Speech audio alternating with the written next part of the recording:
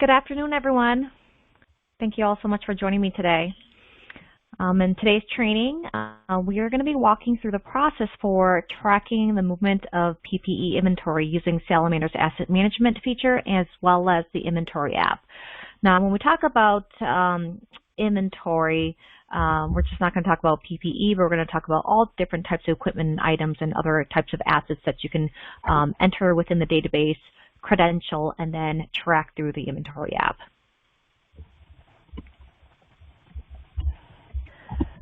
So whether the resource is PPE from the Strategic National Stockpile, from donations, or if you've acquired them internally, SalamanderLive is where you can go in and quickly import existing data and you can start tracking them immediately. Now you do also have the option to manually enter this information in. If you'd like to, we'll walk through both processes. But from there you can set alerts to reorder supplies, you can perform maintenance, inspections. You can go in there and mark things to dispose of. You can add notes such as when the assets were sanitized or sterilized, time and date stamp visibility on all the activity. You can run real-time inventory-related reports, and then manage those assets on loan. Now, using the inventory app, that's where you're going to be doing a lot of your issuances and return.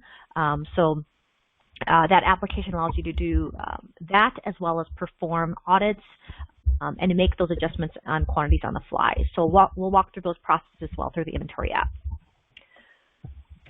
So I just want to spend some time to kind of talk about the different types of ID designs that you can print off for your actual inventory. So there's a lot of different types in the system that you'll see when you're pulling down the print menu. So we've got some hard card designs. I'd say the hard card designs aren't the designs that are primarily used for credentialing and IDing your equipment. But what I wanted to zone in on is the 3-card system. So I see a lot of agencies, they'll use this for placing on, let's say, in place of sticker labels that maybe a piece of equipment does not have a large enough surface to place that smaller label on, and so instead they'll use like a zip tie to tie this label onto that equipment, or they'll place it directly on like a key ring of that item, like a vehicle key or something, or they'll zip tie to like maybe cords and things like that. So that's just an idea of how you can go in and start IDing and labeling your equipment. These hard cards right here, the 2x3, very similar to what you would see in the standard personnel designs. I don't see a lot of organizations using this, but it is there if you wanted to use it. The standard paper designs, these are really, they're just sheets that you can basically print off your copier paper, and they print off anywhere from 10 barcodes per sheet. So from a inventory standpoint, we recommend these to be printed, especially for your consumable items, so that you have a way of scanning those back in the case of someone returning a consumable item. If you've worked with the inventory app, you know that there isn't a way for you to actually return it. It's not listed within the return list, so it's something that you would have to scan. So it just kind of makes up for that piece there, and also being able to print out a resource book for all of your equipment, whether that's PPE to equipment, disposable consumable items. You have a record of all that. Thank you. Same thing. These are the similar standard paper designs, just a different type of file. So the other ones was, these ones are the $51.99. So you can do them with images, without images. You can do an assignment sheet if you like. The more popular design is this 2x1. So this is a label stock using the Zebra label printers. So this is it's going to contain equipment barcode, the name of the item, the organization it belongs to. So this here is more than likely what you'll be using to label all of your equipment. As you know, some of those consumable items, instead of labeling the individual item, you may want to label the shelf instead of where that item is placed, or the bin. It makes it a lot easier to scan and then grab the items that you're needing to issue out. Okay. So I'm going to take us into Salamander Live and kind of walk through this process. If you worked with Salamander Live before, you'll know that the inventory database is housed within this equipment database. And the reason why it is because this equipment database, it just really depends on your access, right? So if you have the asset management feature turned on, if you're subscribed to that, you'll know that within this equipment database, it activates and activates some functionalities that you would not have unless you were subscribed to asset management. So we'll go into the equipment side here. When we're looking at the equipment side, you'll notice that within here, I'll wait for my list to populate, there's two different ways that you can enter in your assets, right? Whether that be PPE or equipment. You can basically do a manual add, or you can do an import. We'll walk through kind of both processes so you can kind of see all the different fields that you can enter in, ways and you can enter in the information that makes sense for your agency and how you're looking at issuing out PPE or equipment. So you'll see in here, I've got a bunch of information that's in here. If we go through, I have mine labeled as organization first, ID, item name. Your list may look a little bit different. That is all controlled under the edit columns icon at the very top. So if you're logged in and following along, just know that your screen may look a little bit different than mine. Obviously, I've got a bunch more information in mine. Yours might be completely full. You might have a lot of equipment pieces in there. You may not have any. It just really depends on what you've done so far with your account. Know that with equipment, you do not have a limit. You can add as many pieces of equipment as PPE as you want in the system. Okay, you can have 100,000 items in here if you need to. Okay, so we'll just take a look at this process for manually adding. So I'm just going to pull one of these up right here. As you can see, there's a bunch of different ways in which you can enter in your inventory. And I apologize, I'm hearing some background noise. If you haven't done so, please mute yourself. Okay. So you'll see in here I've got 1 gallon hand sanitizer, and so you'll see in here that it was put in parentheses that this is a 3-pack, not a single 1 gallon. So there's different ways that you can inventory your items. So if you're looking at like protective equipment such as face masks, things like that, are you looking at inventorying the single face mask, or are you looking at inventorying a pack or a box or a pallet? You know, what is it that you're mostly going to be looking at issuing out to people or other locations? So in this case, you want to make sure that you inventory it correctly. So you can see here in the description, I've even added in there, it's 1 gallon sold in the 3-pack. So in this case, this is what this would look like. So I'm just going to go into this edit columns icon so you can actually see when you're creating a brand new record in here. You'll see that there's a couple different tabs at the top here: profile, details, purchasing, location, and contact. Now you won't see this 5th tab called inventory until you mark the item as consumable. So you'll notice this is the difference on whether or not you have access to asset management or not, is that you're going to either see this consumable option or not. If you don't have access to asset management, you won't even see this. So you won't have that option to even add that 5th tab on there. So if the item is a consumable item, it's a disposable item, and you want to mark it as such, just simply do that, and you'll see that that activates that 5th tab. And there you've got an ID number. If you want to use a system generated, feel free to do so. You can also create your own custom ID convention if you want to kind of help you identify those IDs. As you know, in some of the tag designs, the ID does not print off on there. The name of the item does instead. So there is some custom designing if you choose to do so to kind of help you identify those items. Like, for example, radios and such. I know some agencies will use the serial number of that radio for the ID. And then they'll also input that under the details section under the serial number. But that just really helps them in visually seeing that that ID number ends with that serial number. They'll open up the back of the radio, pull that out and see that that's the information. Now, when you're looking at more of consumable type items, it might be harder to identify because you may be issuing it from the warehouse, where you're taking packets out of a bin or a box, and the QR code that you'd be scanning would be on that bin or on that shelf.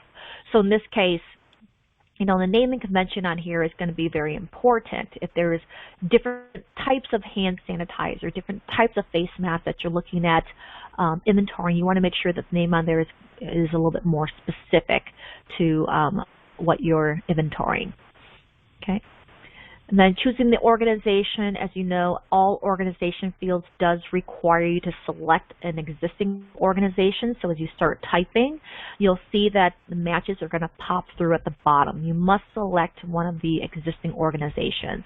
If you're typing and the organization name does not pop through in here, you'll know that that organization does not exist. You'll need to go into your organizations database and add that organization. Once you add that organization, then you'll be able to go in and tie those items to that organization, as what we're doing here. Okay. Under here, you've got station, parenting, you got category. So in our system here, this is our training database, we've just created a category called PPE. Again, this is an open text. You can create whatever categories you want in here. You'll notice that we have a bunch of different types of categories in here. So this category field does not actually sort, and it doesn't query out your actual list of all categories. It's just going to basically list every single category that you've created within the system that you, as your user, has access to. So in this case, you'll see here I've got a bunch of different types of categories that's been created in the system. So you'll see here we created one called PPE. Okay. There's an other ID field. So if this was donated items, or maybe this was an item that was received from like a cache, and that cache has a specific ID that you want to kind of track for that, you can enter that here. But what I've seen other agencies do under this other ID field is put an expiration date, especially if it's in an item that does have an expiration date that needs, that the item needs to be disposed by. They'll use that for this field instead. Reason why is because this field does appear within the inventory app once you tap to look at the profile of that item. So that's why this is a great area that you can use for that information. Notes section, you can enter in information in there. Details, you can enter in for more information. Purchasing information, cost code, rate, and just know that hour and day are the only ones that are going to be reporting. So in the cost field right here, this is going to be important, especially if you are going to be responsible for reordering and replacement of items. So in this case, there is a report that we provide in here. It's a reordering report that shows for all your consumable items. So if you put a cost in there and you fill in all the inventory fields on the 5th tab, it's going to tell you exactly what you need to order in order to meet your max threshold of items that you can have on hand. So we'll show you that when you get to the inventory section right here. Okay. Funding source, vendor, purchase date, receipt date.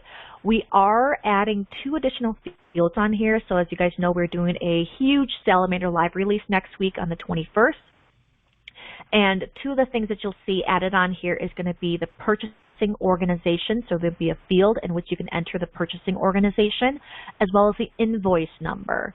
So it's a way for you to kind of keep track of where your items are coming from and who actually purchased it. Because the profile, in this case organization, may be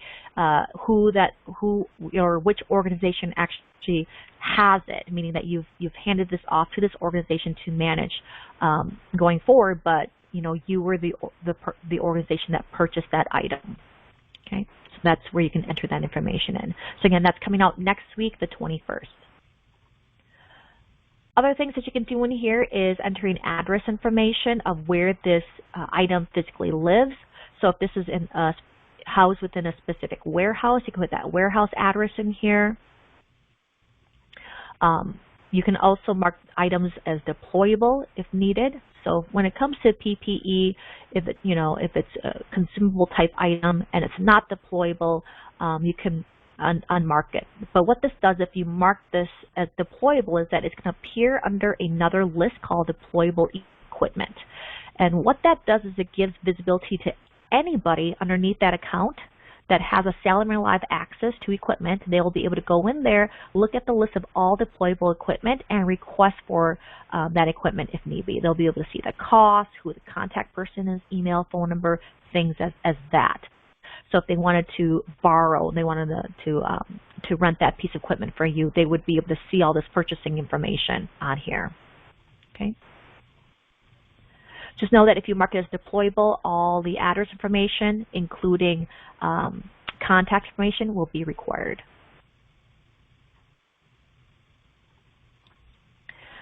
And then under the inventory side, this is where you can put in your quantity count. So quantity on hand, max in stock, reorder quantity. So this is your 3 threshold. So this takes into account when you start issuing out these items through the inventory app. What happens is that it's a live feed. So as you start issuing out, it's going to decrement your quantity on hand. The moment your quantity on hand gets beneath 25, which is your reorder threshold, the system will let you know next day that you're low in quantity because you don't want to run out of that item, and you need to order more so that you don't run out in that case. So you can kind of use that as, in those reports as a way to kind of check on how often you're using up specific supplies, and to maybe up this number if you're running out a lot sooner than need be.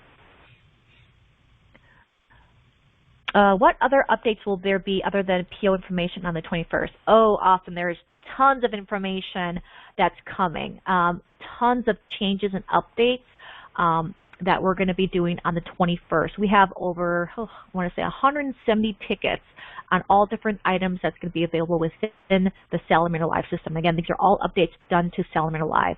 I couldn't go through the entire list because there's just so much stuff that we've done. As we get to different areas, there's something that's coming. I will let you guys know. But other than that, you'll probably just need to wait until that release comes out. We'll have a ton of information on that, as well as release notes that you'll be able to go through, so you can kind of see what's been changed to the system. Now, there's not a lot of looks and feels that's being changed with this. It's more of enhancements that we've done to make sure that the site is providing the fields and the information that you guys need in order to be successful in managing your equipment and managing your personnel database. Okay, so quantity unit, sold as, save, and then the information updates right here. So if you've been on any trainings before on asset management, you know that there's a way for you to upload pictures on here, but I'm going to show you a better and faster way to do it through the inventory app. I personally think it's a lot easier through the inventory app. I recommend it being done that way, but it is available in here as well for you to upload pictures through SalamanderLive.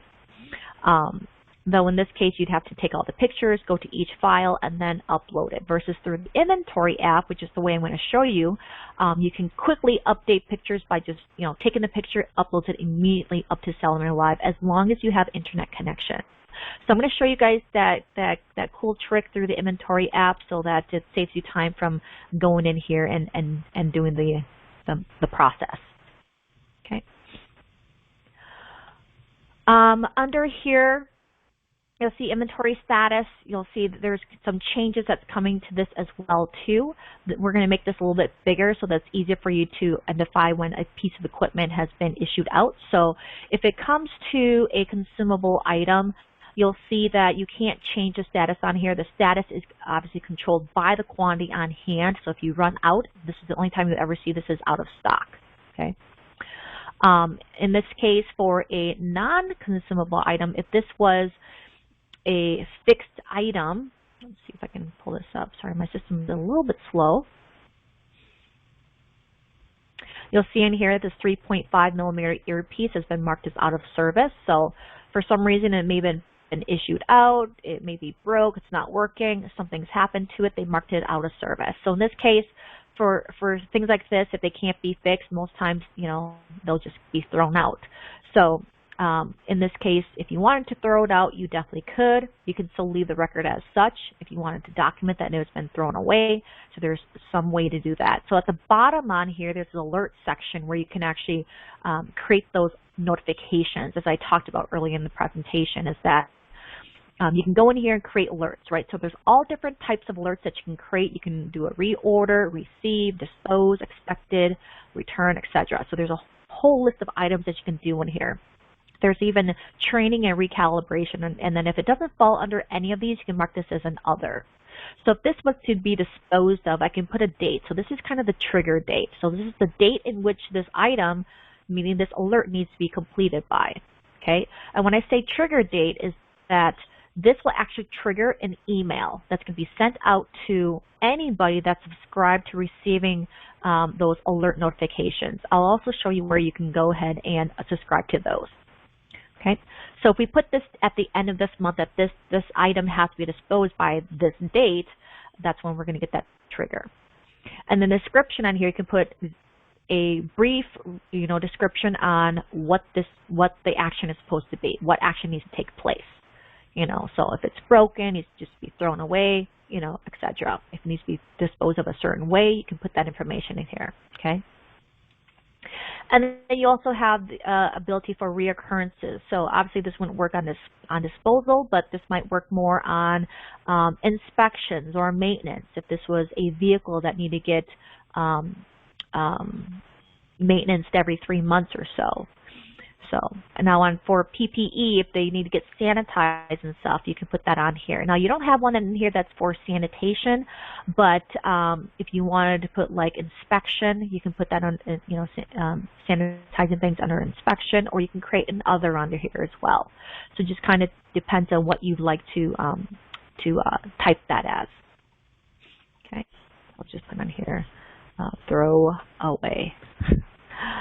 Okay. And then reoccurrence, and then any additional notes. So anybody that has access to Salamander Live and to your equipment database, and of course to this piece of equipment, will be able to see this alert notification and the notes that you've written for that. Okay. As you click Save, it basically just appears at the bottom on here, and the status is going to be pending. Okay. So in this case, if this item has been thrown away, you want to delete it, you definitely can through here. If you want to keep, this in the system, so you have a tracking of what items have been, disposed of, you have that option to do so. Okay, so there's all these different ways that we can kind of manage and track your equipment. So if you're disposing more of these, these types of earpieces, maybe you want to take a look at purchasing a different type of earpiece, because these ones tend to be breaking, much too often. So it kind of just gives you that purview. Okay. Documents and stuff, you can do this for every single file, as you know, on the personnel side. It's the same thing on the equipment side. So if you order a bunch of PPE or other equipment, and you want to put, you want to upload the purchase order in here, whatever information you want to put for that, if it's insurance information, if it's a vehicle, you could have the option to drop the file here, or you can click and then search for the file to upload it. So if I just click on this, I'm just going to click on this baseball kit. There it is. It'll list it on here, and then you're able to download and or remove the item if need be. Just note that the file has to be less than 5 megabytes. Okay.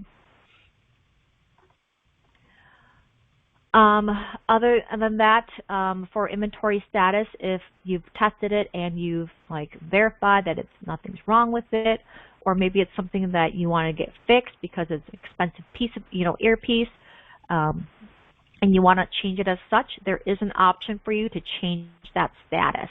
So this status can be done through the inventory app, but you can also manage this through Salamander Live. The only thing you cannot do through Salamander Live here is the assigned portion. Okay, so that can only be done through the inventory app. So the inventory, the asset management piece is two-sided, right? The data management piece of it within Salamander Live, and then the issue and return of the item to be done through the inventory app. It has to be done through the inventory app. The return side, you can do it through Salamander Live here, but the issue side completely 100% has to be done through the inventory app. Will that change in the future? Possibly. Okay. So if I want to make this available, I can change it as available if need be. See that? So this will mark it in the system that this has changed to available on this date and time. So everything that you do in here is going to be time stamped. Okay. Now for individual items, I'm going to show you guys when it comes to multiples of items, you have a copy function at the top here. So if you want to copy, you can click that copy function. You can copy up to 20 records at a time. So it makes it nice and easy for you to do that, especially if you're looking at inventorying each of these items as a single separate item, meaning a different ID for each of the items, okay?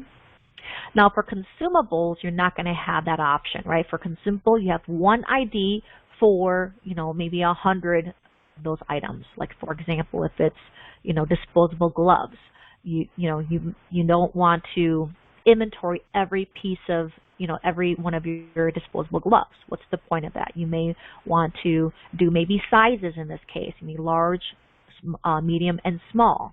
And so you have your inventory, your items inventoried in that way. Okay. Any questions so far on the manual add of these items?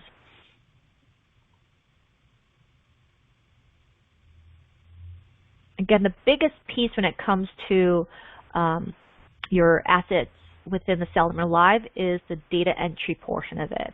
And in figuring out what that looks like, making sure that there's a system that works for your agency or your organization, and that everybody, when they're working through the system, they understand what that process looks like.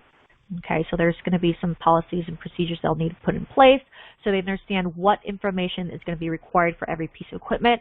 What's the naming convention, so you don't have, like, for example, this right here where we have 1, 2, 3, 4, 5, 6, 7, 8, 9 different extension cords in here, 13 of them, but in this case, what makes it unique is the ID. What's going to be, what you'll need to take care of on this case is that when you're printing off the 2x1 labels, as you saw earlier, it prints off the item name and the organization, not the item ID. So I'm going to go back to that presentation so you guys can see them here. So that's what it's printing off on here. So if they're all named exactly the same and they're not labeled correctly, then you may be scanning the wrong item. So that's why labeling is going to be so important. That's what we recommend. If you don't label any of your equipment, if you go through the inventory app, it's going to be very hard to distinguish what record belongs with what item. So we recommend labeling everything if you can. Okay, and of course putting in a naming convention that makes sense. Okay. Another thing I want to show you guys in here, especially when it comes to management of your assets, is how do you go in and do multi-edits instead of doing it one by one. Like, so for example, all these 13-foot extension cords. If I wanted to edit all those records, how would I do that? So there's an option for you to select all those records, okay? And then you're able to do a multi-edit at the very top here. So the multi-edit can be done through an import, but it can also be done through the system as such. So in this case, there's all these different fields that you can make changes for. So let's say you want to add cost in here. So let's say cost wasn't added in the system and you wanted to add a cost. So how much is it cost for this extension cord? So let's say it's $50. You can mark the system as such, okay?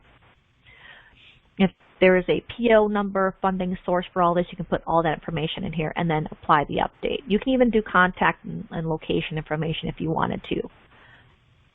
And then apply the update. Once you apply the update, it applies to all records that were selected. Okay.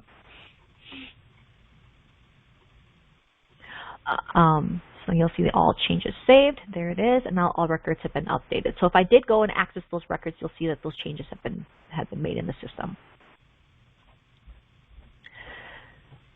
Now on the importing side, when it comes to equipment, I'd see a lot more agencies use an import versus a manual add, because you're not looking at just maybe a couple hundred. You may be looking at a couple thousand assets that you're looking at at entering into the system. So what we normally recommend is doing an import. So if you already have an existing Excel spreadsheet with all your inventory items in there, whether that's PPE or your equipment and supplies, I'd say work off that. Work off that. It'll make your job a lot easier versus trying to manually enter in each piece of equipment into the system.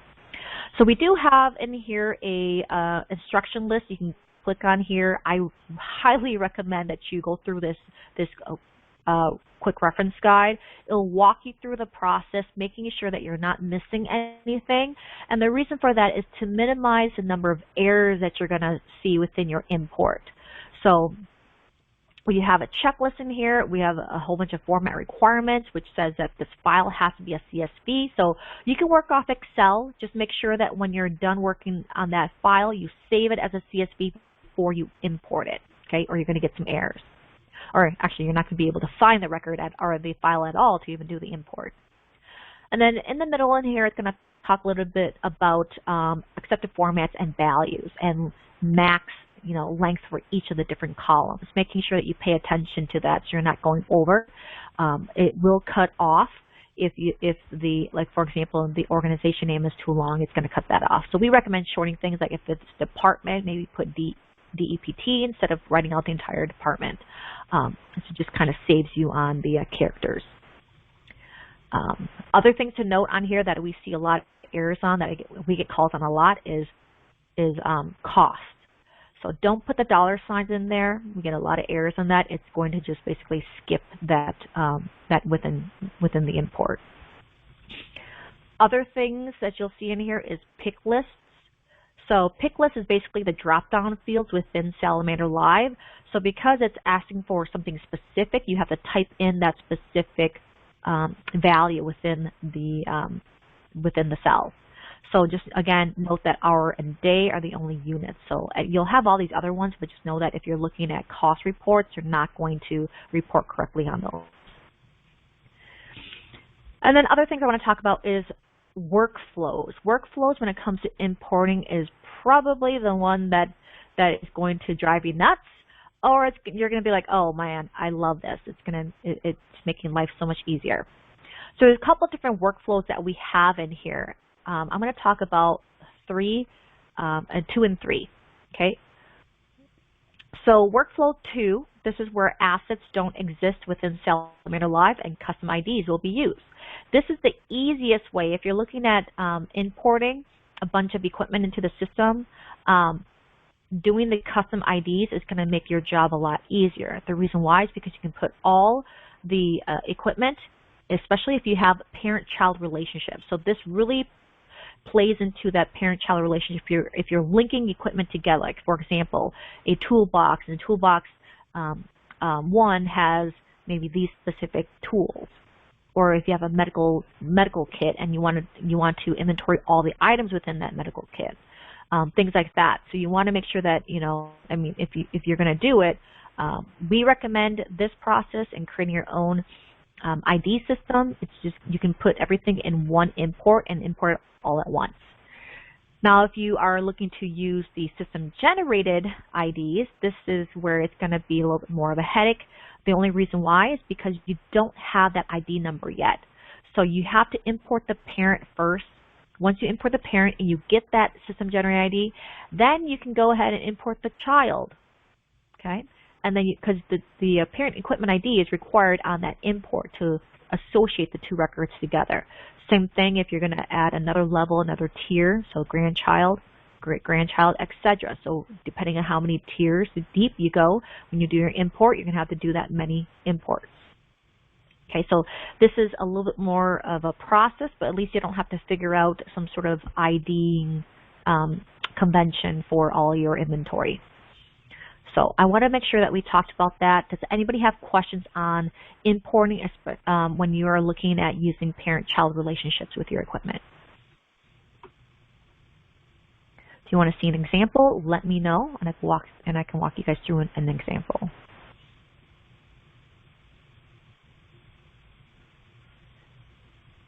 Okay.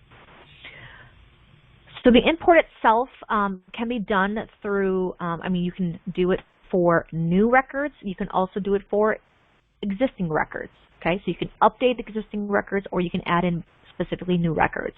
The difference between the two is the ID number in itself. I mean, it's actually going to look at all three of this information. So let me make sure this is nice and big for you guys to see.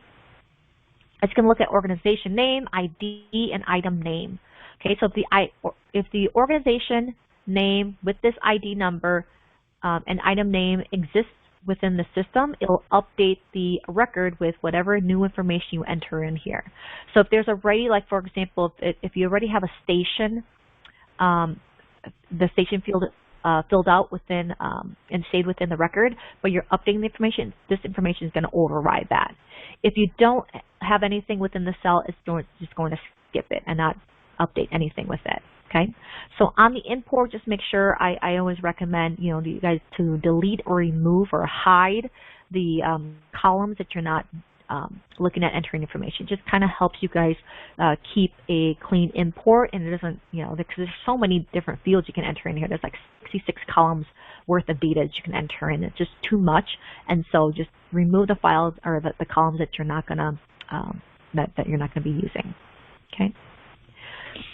Now, when it comes to existing data, so if you already have data in the system and you have a bunch of them that you want to update, instead of doing it one by one, I'm going to show you guys a trick on here.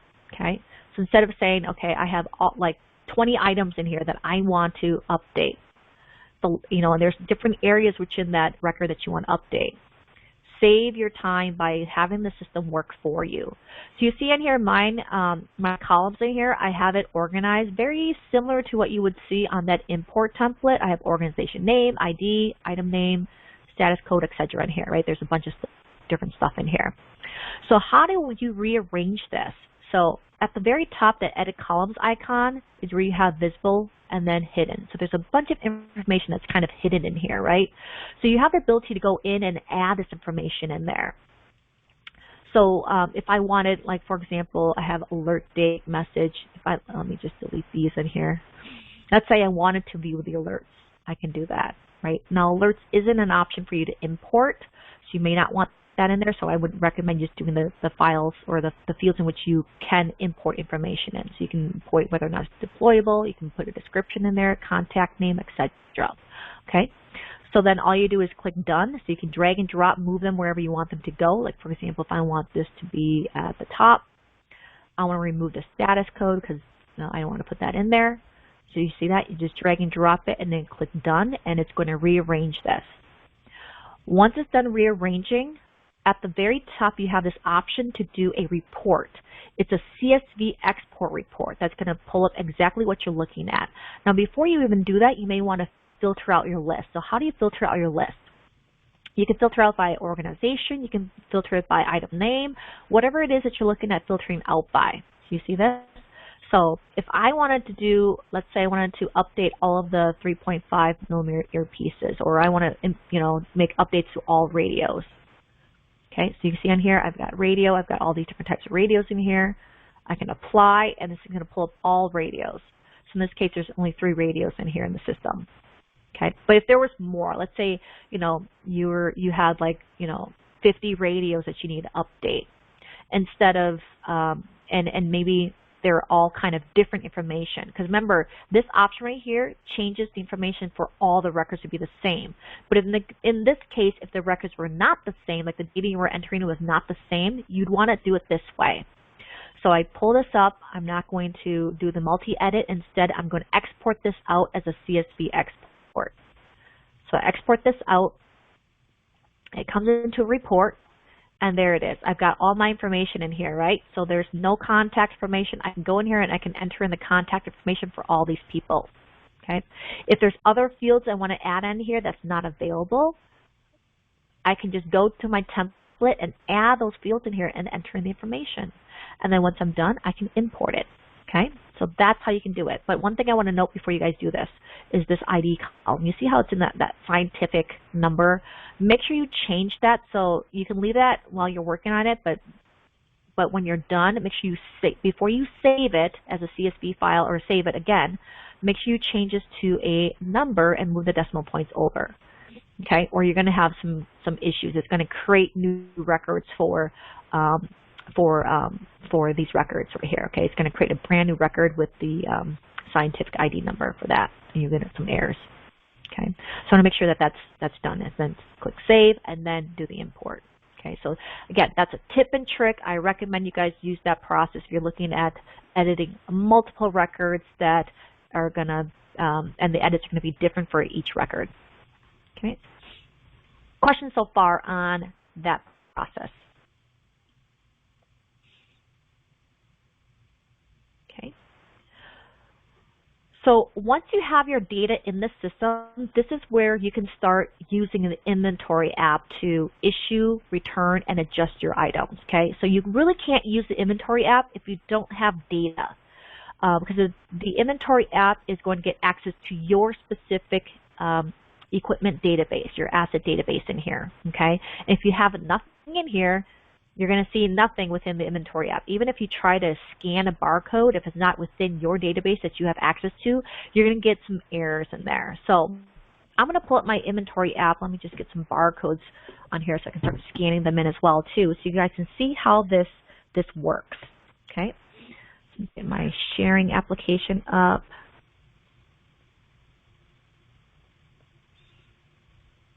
And if you have your inventory app and you've got data within your database and you want to follow along, feel free to do so, especially if you're new to the solution. So this is tracking the movement of your PPE or your equipment or your supplies. Okay, so let me make sure that's up and running. So the inventory app, here it is. It's the green salamander icon. So you'll notice when you go to the App Store and you download our applications, there's 3 applications. One is Tag, Track, and Inventory. The Inventory one is the green salamander. So when you log in, it should take you into this menu screen. You should see Issue Item, Return Item, Adjust Item. So those are the 3 functionalities you can do within the Inventory app. As you know already, you can do the Return and the Adjust Item through SalamanderLive. The only thing you can do in here that you can't do within SalamanderLive is the issue piece, okay? So that's what we're going to cover first on here, is the issuing of your items. So this is making somebody accountable for this item, so a person. So I know a lot of questions we get in here is, what if it's not a person? What if I'm trying to issue it to, let's say, an organization? In this case, you'd have to create that organization as a person, okay? So for example, if you're looking at, let's say you are at the top level, let's say you're a county, and you're looking at issuing it to a specific department, you're going to need to create that department as a person so that you can show the movement of those items that you had in your hand over to that person, okay, or to that location. So that's one way you can do it. Or the other way is making sure that you put yourself as the purchasing organization and having them as the people that actually have the product in hand. So a couple different ways you guys can do that. Okay, so I already have some people in there and some apparatuses created as people, as you can see when I go through the issue side. So how do we do this is go to the issue item. You'll see in here on the issue screen. So this works kind of like when you're shopping online, right? You kind of create a cart, you kind of pick out all the items that you want. It goes into this cart summary. You kind of verify everything before you buy it, right? Same thing with this. You verify everything before you actually submit this. Because what you're doing in here is that the moment you submit it, it's going to date and time stamp that, saying that you, as the inventory app user, gave these items right here to this person at this date and time. Okay, so that's what it's all doing, is tracking all of that automatically and electronically through the system. So here you have a list of all your items. I mean, you can scroll through your entire list. It's pretty quick to go through your entire list if you want to. Again, there's a manual way of issuing items, but there's a scan way. We recommend scanning because scanning is more accurate, especially if you don't have a naming convention here that you can easily recognize what those items are, okay? Especially if you have, like, for example, in this case, these extension cords. You have 1, 2, 3, 4, 7 of them in here. How do you know which is which? especially if you can't tell what these ID numbers are because you didn't label them. Does that make sense? So that's why if you label your inventory, you can just quickly scan the item. So I'm going to show you the scan process first. So scanning on here is very, very simple. This is the easiest way to do things. Let me just go through and look at some of my consumable items. So at the bottom you see there's a QR code. That's your scan button. So let me see, what do I have in here? Here I've got some disposable gloves and face masks. Okay. So disposable gloves, I scan my barcode. So this right here, it tells me exactly how many I have in stock as of right now. So if there's other people that's scanning and issuing out equipment too, it's not going to take that into account. It's going to take it from the moment you scan, it goes into the system and pulls exactly what you have on hand at the time that you scan that barcode. Okay, so if I'm scanning and someone else is scanning the same barcode, they already issued out 25, this number is not going to change until I cancel and rescan that barcode again. It's going to go up and grab the most updated information. Okay, so this tells me I've got 250. So that's the max that you can issue out to this person. So if you're looking at this and say, okay, I'm giving this person 2 pairs of disposable gloves, I can type in there 2. Okay, you'll see in here, camera stays active. So it says right here, 2 disposable gloves are added to the cart. I can scan my next item. So let me scan my next item. So what I scanned was a face mask. So this is a pack of 25. So I've inventoried this as a pack of 25, not an individual face mask. So you kind of have to pay attention to what you're scanning on here and what you're giving out. Okay, so I'm giving this person a pack, a box of face masks that has 25 count in there. Okay, so it shows me I got 1,001. And I forgot to mention on here on quantity. So we've upped this because of COVID and everything that's happened and the amount of PPE that people have on hand. We've upped the quantity to up to 9 digits. So that should be enough in regards to for you guys to actually go in there, because I know some agencies have PPE in the millions. So this just kind of helps you guys in making sure that you're able to account for everything. So you tap apply. Tap my number, tap apply, and again, camera stays active. So you can see if you're in the warehouse, you're issuing items, or if you have the items in front of you and you have a barcode, you can scan. Okay, so that's what you can do. Oh, and this was disposable gloves that I added, is what I scanned. Okay, if you're done and you want to tap the back button, you can tap the back button. Okay, so you see in here I've got 3 items in the cart right here. So it's going to take into consideration what I've scanned so far. For consumable items, it adds all those as individual items in here. Okay. Now other things I can scan in here, like for example, if it's not PPE, let's say it's not a consumable disposable item, and maybe it is, maybe it's a hard hat. It's a PPE, it's a hard hat, and I want to scan this hard hat in here. I can scan that in. Make sure I scan the correct barcode on here. So this is a hard hat. If there's items that's marked as missing, out of service, things like that, damaged, you'll see this pop up on here. So this is telling me that, hey, someone marked this as missing. It's not missing anymore because I'm actually scanning the barcode. If the item is right in front of me, I have it. So maybe someone found it, put it back on the shelf, and forgot to mark it in the system as found and making it back available. So in this case, through the inventory app, you have the option to change the status. So this will automatically change the status back to available, and it's going to issue it out to that person saying that it was marked as missing, but today it was made available and it was issued out to this person. Okay, we add to cart. So hard hat was added. So that's the scanning option. You see how quick and easy that is on scanning barcodes. So that's the primary recommendation for us is, that we recommend is scan your items. Now there is a way that you can manually add inventory to the cart. There is some steps to do this though. So manual ways, you can just quickly select it from the screen. So you can scroll through in here and select what you want.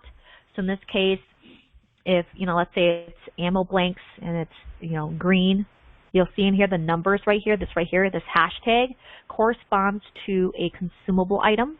If you see a plus on there, that corresponds to a fixed item. Okay, so if I do ammo blanks green, it'll tell me how many I have on hand. I can tap the number, apply. If I do this radio, this 8000-10, it immediately disappears from the available list, and it'll add it to my cart.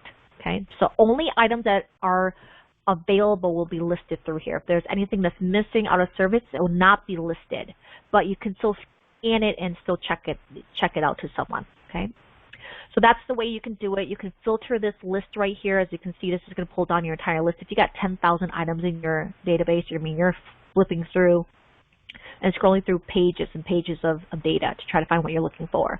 So that's why we have this search function and filter function at the top. So if you want to search for something specific, you know, if I type in radio, oops, if I can spell, I can search radios, anything that has radio in the name, either in the name of the item or the actual ID or the organization is going to pop up on here. So you can see all these are all named exactly the same.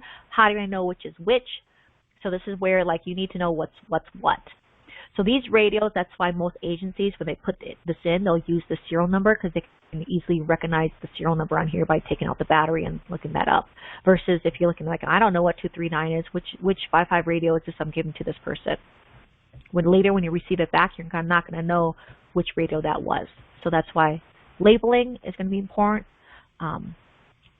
So I'm going to do this radio right here, ending in 239, and that's how you can do that.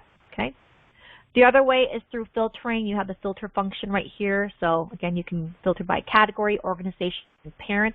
As long as you have them in there, you'll be able to filter it by. So if I did PPE, filter it by PPE, tap apply. Anything that's categorized as PPE will populate in here. So there's some PPE kits in here that I can issue out, masks, things like that. Okay. You'll see that the X right here follows this icon, letting you know that there is a filter set. Okay. If you want to clear the filter, simply tap clear and apply. Okay. Another thing that you can scan in here is the person's barcode. So that's the other thing that's required when you're looking at issuing, is that you have to issue out the items to a person. Okay.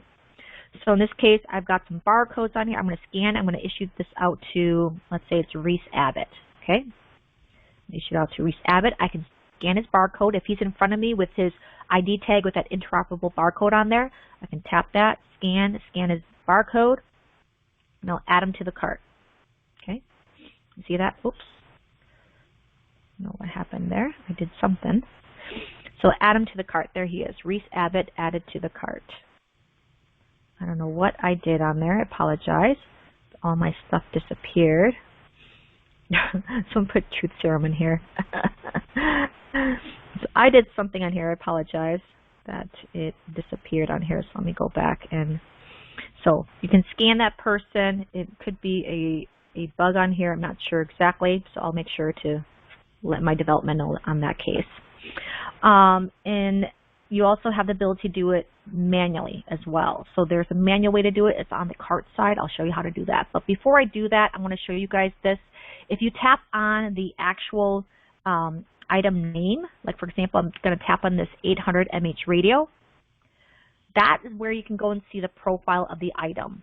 And this is also where you can go in and upload a picture. So there's a picture already in here, but let me select one that doesn't have a picture. Right here. If I had like ammo blanks on here. So you see that? There's no picture on here. If I'm in the warehouse and I'm, inventorying stuff and I'm like, oh, hey, this one doesn't have a picture on it. I can tap on this placeholder and you'll see an option come up. So take photo or choose from gallery. So you have your options on there. I'll just scan in this Samsung phone. So I'm going to take this picture. Here's my Samsung phone. It's my demo phone. I'm going to use this photo, and you'll see that that is uploaded immediately. So right now, if I went to SalamanderLive to this record ending in 4630, I'm going to see the Samsung phone uploaded as a picture. So that's the way I recommend you guys do this. It's so much easier and quicker to do it this way. Okay. So I'm going to tap on my cart, go to my issue cart. So in here, I've got my issue cart. You can select the person. So again, I scanned that barcode before, but you have the option if you don't have barcodes in front of you. You can select the person manually. So in here you'll see that I've got some people in here, but you also see there is some actual engines in here. So these are apparatuses. So the apparatus was put into the system as a person. Okay, so you have a couple ways you guys can do that. So I'm going to issue this out. Let's say I'm going to do this to Adam Always. Okay, so Adam Always. I think Mr. Reese Abbott was in here too. Maybe. Oh, that's probably why, because he does not exist in the system. So Adam Always, I'm going to mark him as the person that's getting this. Oh, where did I put his name? There he is. Tap it. There, he's added to the record. If this issuance is in regards to a event, let's say during an event, and you're looking at distributing equipment, and this is, part of that process, you can select the event. So in this case, this is Operation Force. This is what I'm going to add it to. So this is the event that these equipment are being used for. I can mark it as such and then tap Issue. In this case, if you made a mistake, you're like, oh, I have 2 extension cords in here. I didn't mean to do that. You can swipe to the left and delete it. You can also change the quantity on here for your consumable items by tapping on that and changing it from there. And then Issue. So that's the issue side.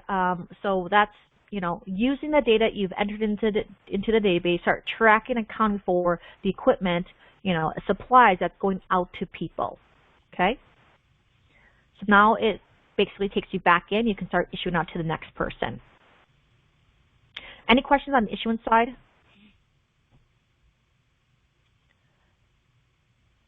On the return side, you'll see in here, this is going to list off all the people that have fixed items that are then issued out to them. So this is going to be in alphanumeric order for people, and then it's also going to be alphanumeric order in regards to the items that's been issued out as well. Okay. So in this case, no consumable items are going to be listed here. Consumable items are made to be used up, so that's why they're not listed in here. There is a way that you can return that, and that's when I was talking about earlier about having those consumable barcodes where you can scan them in for return. Okay. The difference is that there's no tracking on that. It doesn't tell you like who's returning that item. It just says that 5 of this particular item with this ID number was returned in on this date and time. Okay. So how do you return items? Simply tap on the item. If there's multiple items in that person's name, you can tap on their name, which will select all the items and add it to your cart. So the return side looks a little bit different. We are looking at updating this in the near future, so it looks very similar to the issue side. And we are adding some additional functionalities on here as well. So that's coming. You can scan items to be returned in here as well if you need to. This helps if you have the barcodes. If all your items are barcoded, you can scan them in. It makes the return process a lot simpler, so you don't have to do a lot of searching. So again, this is made to be to scan in items. If I'm going to go to my return cart, simply tap on the bottom area. You'll see all the items I have to be returned. Okay. As you're returning items, you can mark items as missing or out of service. So there's those 3 stacked dots. You can mark it as such. So in here, I'm missing. So let's say this extension cord is out of service. Let's say it's, it got cut so the wires are showing. Either you're going to put electrical tape over it and try to mend that, or you're either going to throw it away. So you can mark it as out of service. This will mark it in the system as out of service and not make it available for you to issue out to someone else. Okay. In regards to consumables, you can return them here. So let's say I'm going to do this P95 mask. Okay, so I can tap the scan button at the very top. Oops, let me do that. Here is the code. And it tells me what's the quantity I want to return. So you see in this, it's not saying that it's coming back from Jack Black here. It's saying, hey, someone is returning these P95 masks. How many are you looking at putting at your, back into the system? So there is an update that's coming that's going to change that process. That will start tracking who you're returning it from. So that's coming. So I know that's probably a concern for some of you that's on the call here. So we recognize that as an issue, and it's being remedied, and it will be in a future release that's coming soon. So let's say they're returning one. I can tap apply that, returned it, and I can go back to my return cart. So there's my return cart. There it is. I'm adding the one back. Once I'm done, I can tap return. And then all items returned. Okay. To get back to my main screen, I just tap this gray area at the very top, and that takes me all the way back to the screen into my return cart, which I have nothing issued out, and then I can basically go back and do any sort of adjustments. So one thing that pops up a lot is, like, for example, if you have an item that you marked as out of service or missing, especially those that are out of service, you know, more than likely you'll probably be doing a work order on what's wrong with it, so you have some sort of documentation. And there really isn't a way to do that through the inventory app, through the return side. But I'm going to show you on the adjust item side where you are able to do that. But this does require you to scan a barcode. So this is going to be important. So I'm going to scan a barcode. So the adjust item in this case, this is a quick basic audit, or you can do use this to make those notes if you need to for items that have been damaged. So I'm going to do let me just scan this equipment trailer. Okay. So equipment trailer, I'm going to scan that item. So this is what I'm auditing right here. Let's say this equipment trailer has a broken tail light. You know, I can put that in here. Tail light. Oops, I can spell out. Let's say it's the right tail light. Okay. I can change the status by marking. So you see that little drop down. I can mark that as such. Select that out of service. And there it is. And then to save it, I can tap the check mark right there. I can even tap on this area right here to take a picture. So it's the same as what before when we were in that profile. Okay. And then I can tap it out of service, and it's going to immediately mark this item as out of service. Okay. And it allows me to scan the next item. So in this case, if I want to scan this hand sanitizer, so that one's not found. Let me scan something else. Let's see, 6-volt batteries. So you can change quantity on here, and you can make notes. So if you're doing an audit and you're in the warehouse, you're counting all your consumable items, getting prepared for an event, you can go in there and just double check to make sure that you have, you know, the right number of quantities on hand to support that event. So I can change a quantity on here. Let's say counted, I actually have 10. You can apply it. Or you can change, let's say you received a bunch of items and you want to mark that you received a bunch of items. You can do that as well. Let's say you received 100. Okay, and you can put in here received shipment.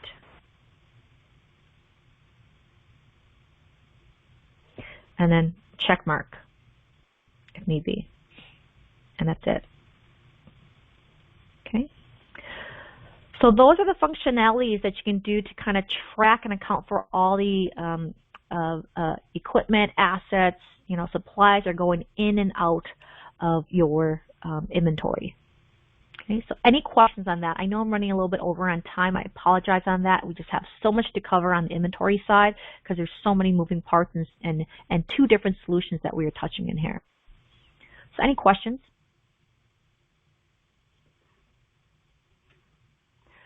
Okay, no questions. The last thing I want to show you guys, and if there's no questions, is where do you find all your reports?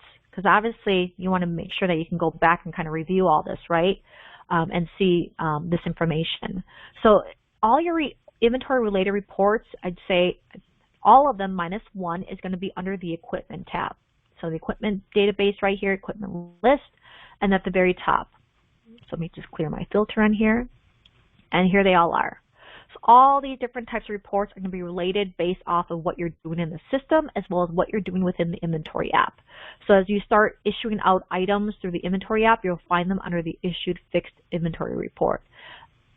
Items that you mark as missing or out of service either through SalamanderLive or the inventory app is seen through these reports.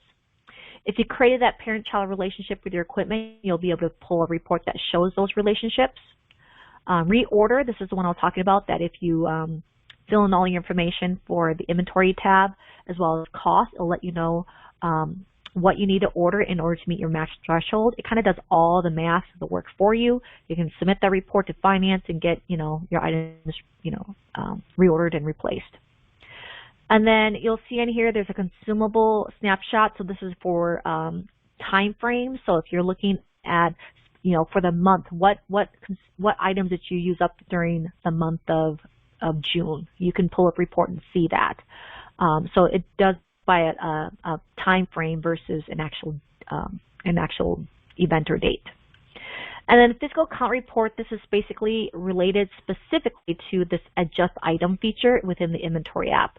So items you scan will be under this option called counted. Oops, let me make this smaller. Let me make this smaller. There you go.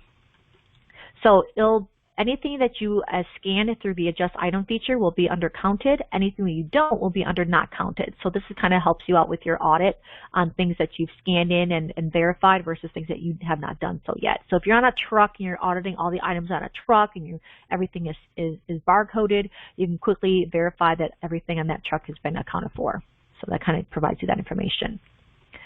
The other area that you'll see this information in, there's actually one more on here, is the equipment history report. So this kind of shows you exactly a history of when this item was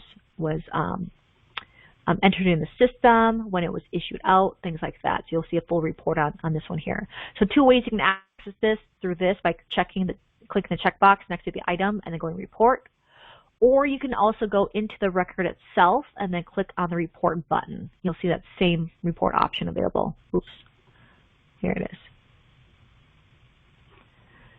The other way that you can, or the other report, the last report that you can see on here is under the event side. So if you linked and tied any of your issuances to an event, you'll have to go to that event and then you'll be able to see what's called a inventory history report. So this is going to show everything. So if you remember on the equipment side, it kind of separated your fixed inventory versus your consumables out into two different reports. In this one here, it's going to be it's going to add all of that into one report. So it's only anything that was issued out during that event was going to pull up on this report itself. Okay, so I'll just show you that. So this is basically what it's going to pull up on here. So this shows who issued it, when it was returned, who was returned by, and then dates and everything. So again, everything is date and time stamped on here. Status, if it was changed, make and model, and there's cost information on here as well too. Okay, so if you're looking at an item that was damaged and you're looking at replacement cost, you'll at least get that cost factor right here if you enter the cost. So that is asset management, and making sure that I want to make sure that everybody kind of gets that workflow for getting the information into the system, and then using the inventory app to kind of track as they go in and out. So any questions on what I've covered today?